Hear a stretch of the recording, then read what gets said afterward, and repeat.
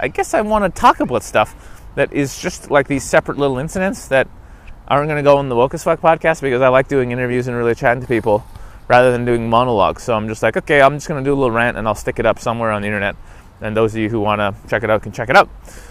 So I've been in London recently, and honestly, I've been putting up podcasts that had already filmed in Ecuador, because I had so many great ones, and I've been so busy with other stuff I haven't really had time to, or just haven't been putting the focus on filming more, because I know I have all these other ones, and it doesn't make sense to make new ones and put them up and then put ones up that are super old.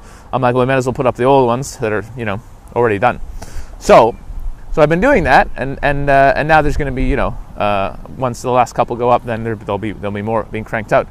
But what happened to me, like while in London, I've been finding it super hard to just to connect with source and spirit and just sit and be and feel at peace. It's been really fucking tough, man. Just feeling really disconnected and just stuck in it and just doing the same shit everyone else is doing, like trying to work and make money and shopping for food and whatever, just doing this stuff, but not really feeling that peace and love and joy that I had when I was in South America sitting under a tree meditating, which is where I made some great videos and made all those podcasts. And so something interesting, I had kind of a little mini breakthrough yesterday, and I thought I'd talk about it. But I want to give you guys a backstory so the whole thing makes sense. So Mike Toretto here from SashaPOA.com, and today I want to talk to you about the worst type of argument response, which is stonewalling. Now, stonewallers are people that whenever you bring up an argument, a criticism, anything that needs to be discussed, they're so averse to conflict. They're so afraid of the conflict. They're so uninterested in even engaging with you on anything that could, become aggressive or a battle or could lead to some sort of some back and forth, that they just totally shut down. They either stop responding to you, like verbally stop responding. They physically leave the building, leave the area. Basically, they just refuse to engage with you on the topic of whatever the argument or the criticism is. Now, this can be an incredibly difficult thing to deal with when you're in relationships, because it effectively ruins your ability to make any forward progress on any issue that comes up. For a guy like me, I'm a talker. I don't shut the hell up.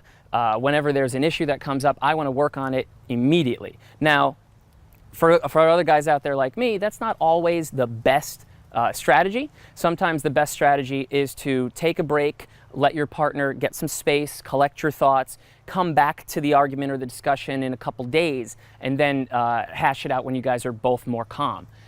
That's a good way of doing things. That's a good way of resolving stuff. So it doesn't always have to be immediately jump on the issue.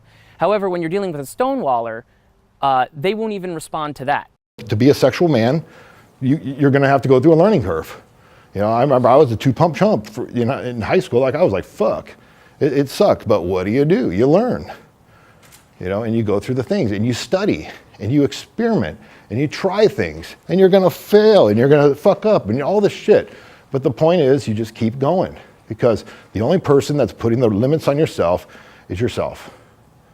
Okay, and once you lift that veil and you see that light inside you, fucking rock on, but you got to decide.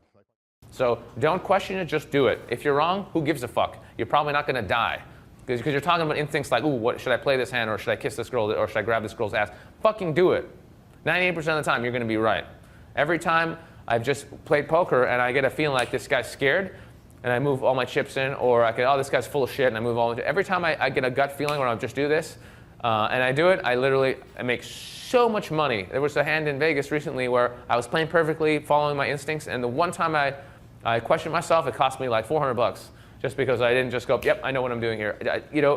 So go with your instincts always.